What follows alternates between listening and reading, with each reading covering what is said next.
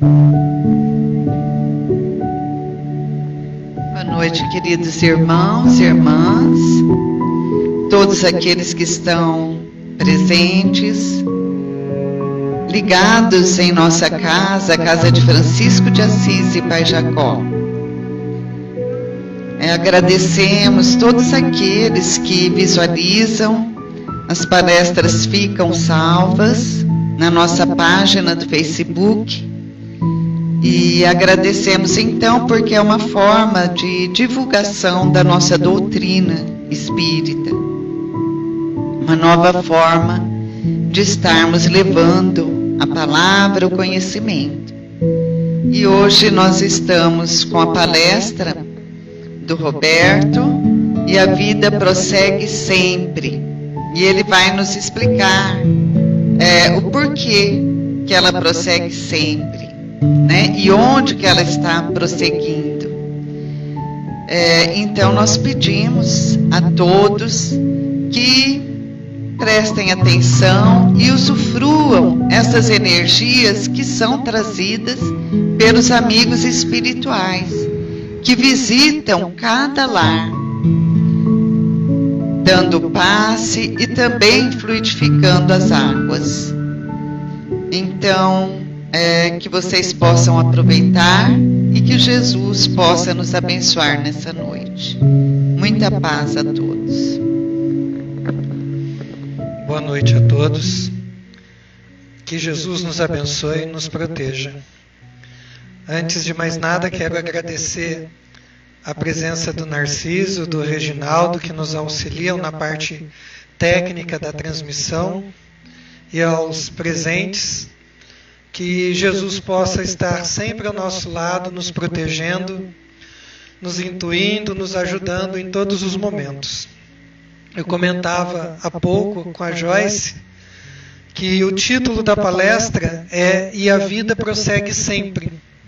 Ele é um pouco diferente do termo "E a vida continua".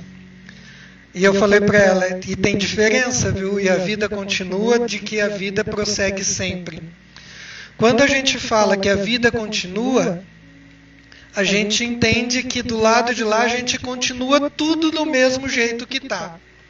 Quando a gente fala que a vida prossegue, quer dizer que do lado de lá abre-se uma nova perspectiva, uma nova etapa para as nossas vidas. Então é essa reflexão que a gente precisa estar fazendo. A gente quer que a vida continue do lado de lá ou quer que a vida prossiga? Ou seja, siga em frente sem olhar muito para trás. Porque muitas vezes a gente fica preso às questões do passado e se esquece de olhar para frente, que a vida precisa seguir em frente. De onde tirei essa palestra? Ela é baseada totalmente numa obra que eu gosto particularmente, que é o Cartas de uma Morta, a psicografia de Francisco Cândido Xavier pelo espírito Maria João de Deus, que foi a sua mãe enquanto estava aqui na Terra. E esta é uma obra importantíssima e interessantíssima para ser estudada, para ser lida, para ser comentada, porque ela traz conhecimentos, ela traz informações valiosíssimas para o nosso dia a dia. E o título da palestra é justamente um dos capítulos, que são 126 no total, esta obra.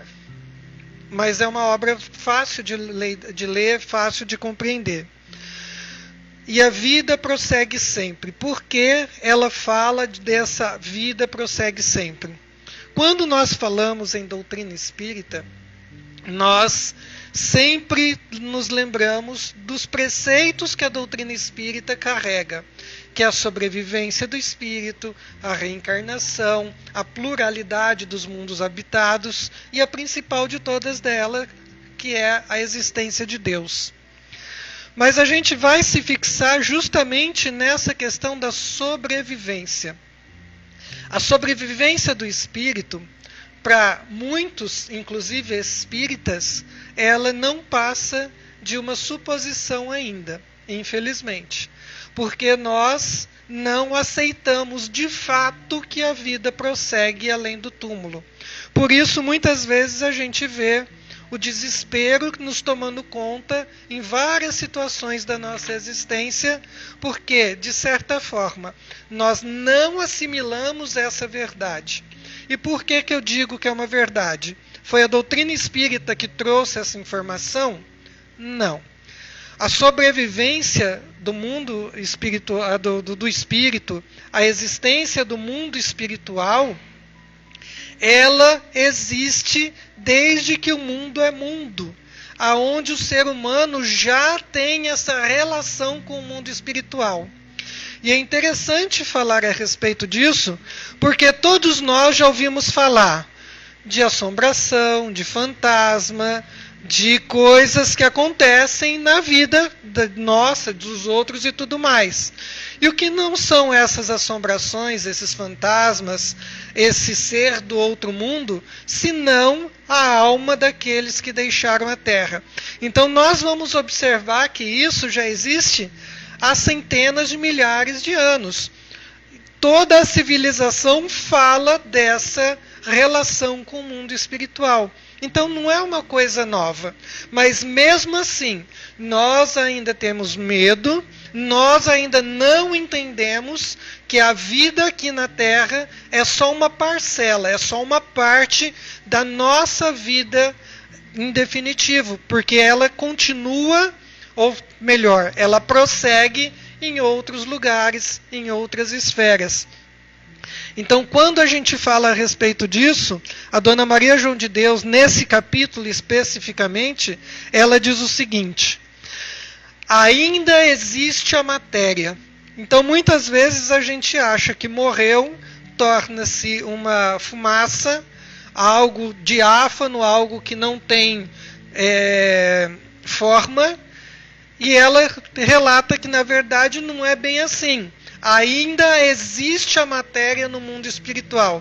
E isso é relatado não é somente na doutrina espírita. Para vocês terem uma ideia, tem um livro que foi escrito em 1913.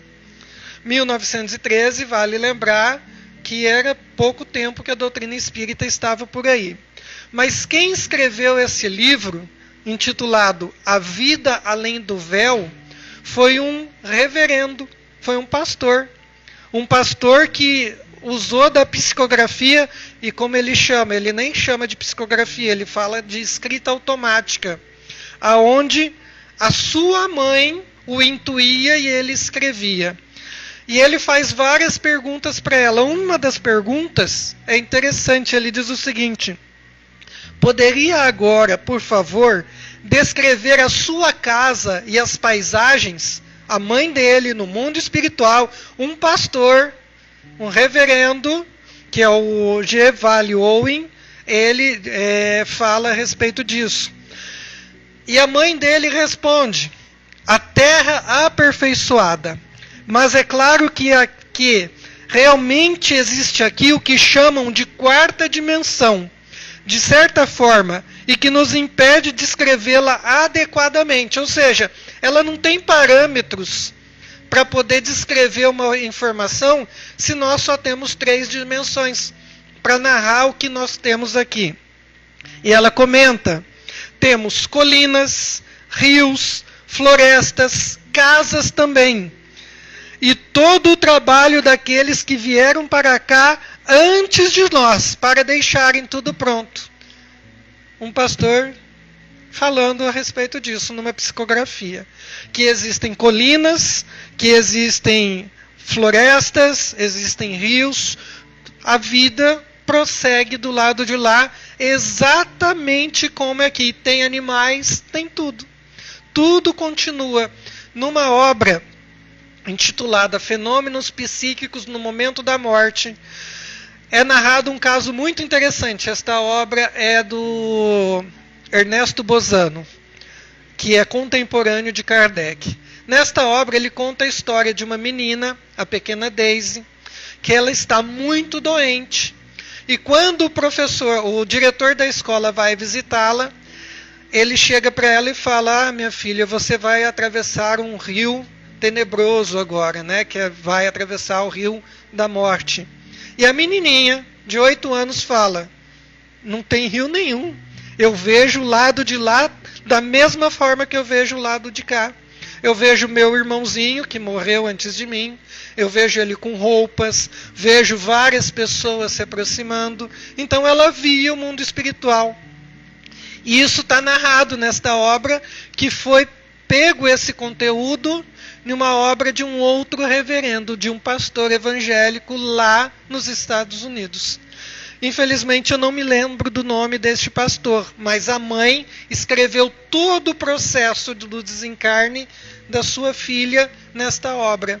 Então é uma brochura de várias páginas aonde o Ernesto Bozano trouxe essas informações.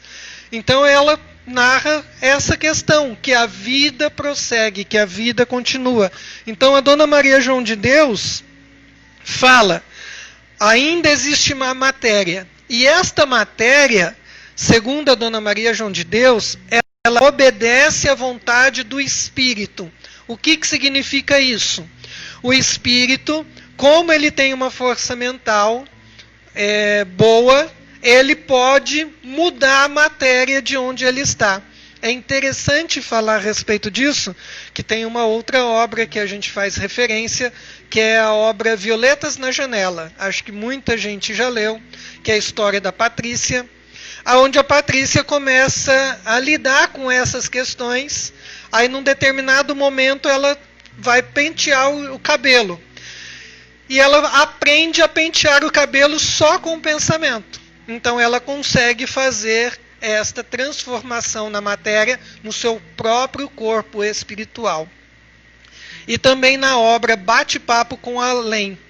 Se eu não me engano, Silveira Sampaio, Zímbia Gaspareto. É isso mesmo. E ela trata de uma coisa bastante... nessa obra ele trata de uma coisa bastante curiosa. Ele reencontra no plano espiritual, numa roda de samba, Noel Rosa. E ele narra uma coisa bem interessante. Ele percebe que Noel Rosa está estranho, está diferente. E o que tem o Noel Rosa de diferente? As fotos dele mostram que Noel Rosa tinha pouco queixo. Quando ele observa o Noel, ele fez uma plástica no mundo espiritual. Ele fez a remodelagem do seu queixo lá no plano espiritual. Então nós temos, pela força do pensamento, a condição de fazê-lo. Porém, para fazer isso, existe uma coisa necessária, chamada vontade. Então ela fala que neste plano espiritual, a sociedade é organizada, existem leis, existem famílias, existe trabalho, existe estudo, ou seja, tudo prossegue da forma como existia aqui na Terra. E tem um capítulo que ela faz uma revelação bastante interessante. Meus pulmões respiravam e meu coração pulsava. Então ela sente o ar que ela respira e ela sente o coração batendo. Então nós vamos observar que o corpo espiritual, ele possui ainda órgãos, inclusive corrente sanguínea, ele possui fio de cabelo, ele possui suor, vai ter sudorese, vai precisar ir no banheiro, vai precisar fazer as suas necessidades, a gente vai continuar com todo o processo. Por quê? Porque muitos, inclusive, se alimentam de coisas materiais no mundo espiritual. Como assim? Nós comemos? Sim. Muitos espíritos comem no plano espiritual. Mas o que ele vai comer? Sopas, caldos, carne? Depende. Depende do quê? Do hábito. Por isso que ela fala a ilusória nutrição dos espíritos. Porque a alimentação, ela é uma ilusão. Porque pela própria respiração, nós temos condições de absorver os elementos essenciais para a manutenção do nosso organismo, do nosso corpo espiritual. Com o tempo, com o aprimoramento, nós vamos nos melhorando nesta condição. Então, nós precisamos nos libertar dos chocolates, dos salgadinhos, das bebidas. Nós precisamos aprender a lidar com a falta desses itens. Eles estão na Terra para quê? Para a manutenção do corpo, mas infelizmente, como tudo acontece, nós exageramos, né? Nós passamos a exagerar e passamos a viver para comer e não comer para viver, né? Então nós invertemos essa condição. Então ela fala dessas relações, fala dessa materialidade, mas fala de uma coisa que para mim é uma das mais importantes quando nós falamos de mundo espiritual. Livro dos Espíritos, capítulo 6, Vida Espírita, questão 223. A alma se reencarna imediatamente após ter se separado do corpo, ou seja, morremos, nós reencarnamos de imediato, e os espíritos respondem. Algumas vezes reencarna imediatamente, porém, com mais frequência, depois de intervalos mais ou menos longos, nos mundos superiores, a reencarnação é quase sempre imediata. Ou seja, nós demoramos um certo tempo para reencarnar. Enquanto isso não acontece, o que se torna a alma nos intervalos das encarnações? E Kardec e os espíritos respondem: espírito errante, que aspira o seu novo destino, ele espera. Então todos nós somos espíritos errantes que estamos aguardando. E o que acontece então com esses espíritos enquanto estão no plano espiritual, no mundo espiritual, na dimensão que a maioria de nós não tem acesso? Alguns, pela mediunidade, pela evidência, conseguem ter acesso, né? Todo mundo sabe para quem eu olhei agora, né, Dona Joyce? Sabe onde estão os espíritos e tudo mais, mas são alguns só que permitem deixar-se ver. Então, onde ficam esses espíritos? O que acontece com eles? A Dona Maria João de Deus tem um capítulo que ela trata disso. Ela chama esse capítulo de As Almas Sofredoras. E aqui eu vou ler este capítulo, vou ler ele inteiro. Tem 2 parágrafos somente, tá? E ela escreve: nas paragens da erraticidade, nem todos os lugares são estâncias de repouso, de aprendizagem ou bem-estar. Há regiões obscuras, atopetadas de amargores, formadas pelas consciências poluídas, que as povoam. Confrangente ou aflitiva é a situação das almas sofredoras que a esses ambientes se destinam, porque viveram com o fruto amargo das sementes que espalharam nos dias de sua temporária vida. Significa dizer, estão colhendo aquilo que semearam. Então, muitos espíritos, a grande maioria, está passando por tremendas dificuldades no mundo espiritual. Por quê? Porque não cumpriram com a tarefa que tinham enquanto estavam encarnados. Então essa, para mim, é uma das maiores lições que a Dona Maria João de Deus traz nessa obra, Cartas de uma Morta. Então ela fala que esses lugares, esses espíritos se reúnem porque eles não cumpriram com os objetivos. Viviam uma vida egoísta, orgulhosa, uma vida sem um objetivo maior. Viviam somente para a matéria, só viviam pela matéria, só acreditavam naquilo que podiam tocar ou podiam sentir. Não tinham a perspectiva de uma vida espiritual. Então a doutrina espírita nos chama muito a atenção para isso. A vida, ela prossegue. Nós precisamos continuar a nossa caminhada. Porém, neste prosseguir, nós estaremos mais adiante colhendo os frutos daquilo que nós estamos semeando hoje.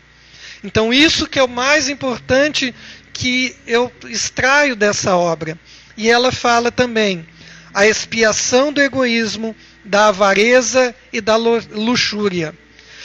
Então ela fala que existem cidades, grupamentos de pessoas que são envolvidas pela sensualidade, envolvidas pela posse, desejo de possuir alguma coisa. E tem uma obra,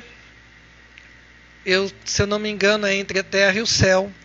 André Luiz, pela psicografia do Chico Xavier, ele nos narra um fato curiosíssimo. O André Luiz foi convidado para participar de uma equipe de resgate. Essa equipe de resgate, elas iriam até as cavernas, nos abismos. E ali eles iam tentar resgatar alguns seres desencarnados. E quando eles chegam na porta das cavernas, a Zenóbia, que é a responsável pelo grupo, fala: André, você não pode ir, porque você não tem o curso necessário para poder ir atender nas cavernas, porque lá o negócio é feio. Vou usar a expressão nossa aqui: lá o bicho pega. Lá a coisa é complicadíssima. E se você não estiver preparado, você não vai dar conta de realizar a sua tarefa. Então você vai ficar aqui nas imediações das cavernas, enquanto nós vamos lá e nós voltamos. E o André ficou ali junto com o outro assistente. E nisso aparecem alguns velhinhos. Alguns velhinhos que lhe chamam a atenção. Esses velhinhos não estão vendo o André Luiz nem o companheiro dele. E eles chegam falando: nossa, nós temos que esconder o nosso ouro. Ninguém pode ver que a gente está rico, que a gente está milionário. E eles ficavam ali, qualquer ventinho que mexia naquilo, eles ficavam apavorados, assustados. E o André Luiz achou estranho, porque ele via os homens ali abraçados. Não era ouro, era barro, era lama, folhas, pedaços de paus, que eles estavam numa hipnose tão grande que eles não conseguiam enxergar de fato o que eles estavam abraçando. E o André Luiz reconheceu no meio daqueles ali alguém que lhe chamou a atenção. E ele então se aproxima e pergunta se ele era o Cláudio. E ele diz que sim. Nisso, André Luiz tem um baque, porque o Cláudio é o avô dele. Então ele reconhece, é o seu avô que lá estava. O seu avô que tratava, o único neto que tratava bem, era o André Luiz. Morreu quando o André Luiz era muito jovem. E ele fala: meu filho, quem está aí? Você pode me ajudar? Ele começa a conversar com o André Luiz, ele não reconhece, não sabe, porque o André Luiz já era um senhor. E ele fala: mas o que o senhor está fazendo? Eu estou aqui com esse ouro todo e não posso sair daqui. Ele fala: mas o senhor não está com ouro. E ele aplica um passe. E esse homem, ele então reconhece as garras e reconhece que ele está com lama. Joga, começa a chorar e começa a falar: então eu estou vivendo isso pelo mal que eu fiz. Eu me apossei da fortuna da família, inclusive fiz uma meia-irmã, ser expulsa de casa quando meu pai morreu. E peguei toda a fortuna para mim. Mas eu tenho certeza, aí fala o avô dele, que meu neto vai me socorrer. Porque meu neto, eu deixei uma fortuna para ele estudar medicina, porque todo o bem que eu não fiz, ele ia fazer. E o André Luiz começa a chorar, porque ele tinha entendido que ele também não tinha cumprido com o papel que ele tinha prometido. Porque ele não tinha feito exatamente aquilo que ele precisava. E nisso, nesse reencontro, ele se apresenta para o avô desmaia nos braços dele, e o André Luiz então o carrega para as colônias espirituais, para que eles pudessem socorrer. Então a gente vê que essas mentes perturbadas, elas se reúnem. E a Dona Maria João de Deus fala que em determinados lugares, aquelas imagens que as pessoas pintam, né, que desenham do inferno cheio de fogo, muitos desses espíritos carregam tanta culpa, tanto processo de dificuldade dentro de si, que é como se eles espalhassem por onde eles estivessem andando labaredas, fogo, que o consumiam enquanto eles estavam ali.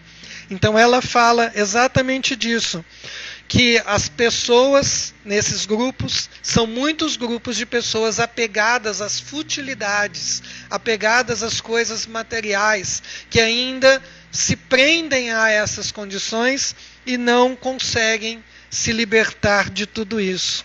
E ela vê também gritos, blasfêmias e lágrimas. E ela escuta uma frase: meu Deus, por que humilhais com tanta dureza o meu espírito? Que me valeram os títulos, as posses enquanto eu estava na terra? Então as pessoas reclamando no mundo espiritual e reconhecendo que os valores mobiliários, que os títulos que elas possuíam, de nada valeram no mundo espiritual, porque elas estavam em estado de extrema penúria, de extrema dificuldade. E ela comenta, inclusive, também da necessidade, por isso, ela escreve, a necessidade de difusão das verdades espirituais, de espalhar para todos os lugares essas verdades de que a vida prossegue além do túmulo, de que nós somos espíritos, que nós vamos reencarnar, que nós vamos continuar o nosso processo evolutivo.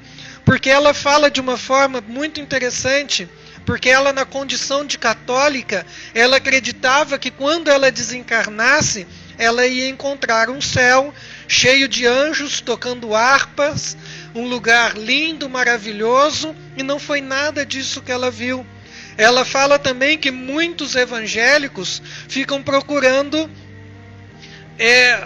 atender essas necessidades de estar dormindo, mas fica acordado, de ser recebido por Jesus, e não é recebido por Jesus. Então, uma série de situações espíritas que desencarnam numa situação bastante lamentável, porque quando desencarnam, ficam esperando, acreditando que já vão começar a se lembrar das vidas passadas. E como não se lembram, acha que isso é uma mentira, acha que isso não é uma verdade. E no livro dos Espíritos nós sabemos que nós vamos nos lembrando conforme as nossas necessidades, conforme os nossos desenvolvimentos. Se a vida prossegue e a gente não começa a trabalhar isso dentro da gente, a gente vai ficar preso na continuidade, vai ficar preso achando que tudo vai ser igualzinho está aqui, e não é. Precisamos prosseguir, precisamos seguir em frente. Então, a necessidade dessa difusão dessas verdades é imperativo para que a gente desencarne numa condição melhor, para que a gente saiba que desencarnou, para que a gente entenda essa realidade espiritual. Segundo Chico Xavier, de cada 5 espíritos que desencarnam, de cada 4, um segue em frente, um prossegue. Os outros 4 continuam, os outros 3 continuam e continuam aqui na Terra. Muitos deles fazendo as mesmas coisas. Vamos nos lembrar de um filme que muitos já assistiram, que é O Sexto Sentido. É exatamente aquilo. As pessoas que acham que continuam a sua vida exatamente do mesmo jeito e não se deram conta que não fazem parte do mundo dos vivos. Eu brinco sempre, eu falo, olha, se você estiver na sua casa, você estiver falando com as pessoas, ninguém está te dando a menor atenção, não está te dando bola, as pessoas estão te ignorando, vai na frente do espelho e vê se você vê o reflexo. Você não viu, gente? Chama o seu protetor espiritual, que você desencarnou.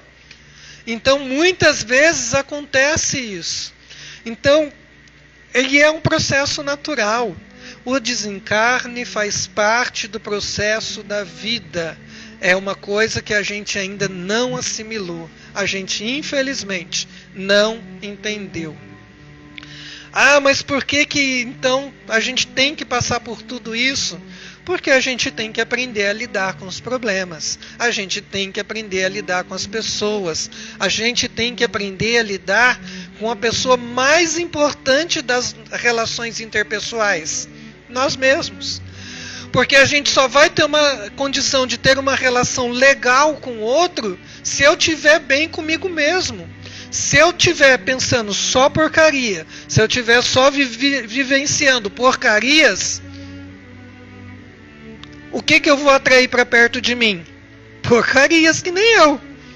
E aí eu fico reclamando do outro, se esquecendo de que eu que atraí aquela pessoa. Então é isso que é importante que a gente reflita, porque tudo aquilo que a gente faz vai ecoar na eternidade. Então nós precisamos refletir a respeito disso. No Evangelho segundo o Espiritismo, tem na introdução, no capítulo 9, quando Kardec traz algumas explicações de Platão, esse é um texto de Platão, que ele diz o seguinte: se a morte fosse a dissolução completa do homem, muito ganhariam com a morte os maus, pois se viriam livres ao mesmo tempo do corpo e da alma e dos vícios. Ou seja, vão viver do jeito que dá e vão fazer as coisas do jeito que eu quero, porque não continua mesmo, a coisa acaba aqui. Então eu vou enfiar o pé na jaca, de preferência os dois, né? E não tô nem aí para paçoca, vou correr atrás. Então as pessoas se ganhariam. Aquele que guarnecer a alma, não de ornatos estranhos, mas com os que lhe são próprios, só esse poderá aguardar tranquilamente a hora da sua partida para o outro mundo. Então a doutrina espírita, ela faz um convite, não para a gente morrer bem, mas para a gente viver bem, para continuar do lado de lá bem. Parece que às vezes a gente não entendeu ainda essa mensagem. E o mais interessante, tem um filme que eu gosto muito, chamado Doutor Estranho, mundo da Marvel, né? Aonde tem o ser lá, que é o ser ancião, que é uma mulher, e esse ser ancião, ela fala uma frase que a gente precisa introduzir no nosso cérebro, refletir bem a respeito, que ela diz o seguinte: o que dá sentido à vida é a morte. Se a gente não entender isso, a gente não vai entender a doutrina espírita. Porque isso daqui é um momento, isso daqui é uma etapa, isso daqui é uma passagem, não é definitivo. E às vezes a gente se agarra com tal força a esse transitório que se esquece que o mais importante, o definitivo, está lá adiante, se a gente continuar, se a gente prosseguir. Então, basicamente, era isso que eu queria trazer para vocês. Lembrando, esta obra, ela é importantíssima para a leitura, para a compreensão. Aqui eu só falei para vocês de 6 capítulos, são 126, faltam 120 ainda. Então é interessante, cada capítulo ela dá um estudo de 40, 50 minutos tranquilamente. Então que a gente possa refletir a respeito disso. E a vida prossegue sempre. A morte é só uma passagem para o lado de lá. Que a gente pense nisso e que Deus nos abençoe e que Jesus nos proteja a todos.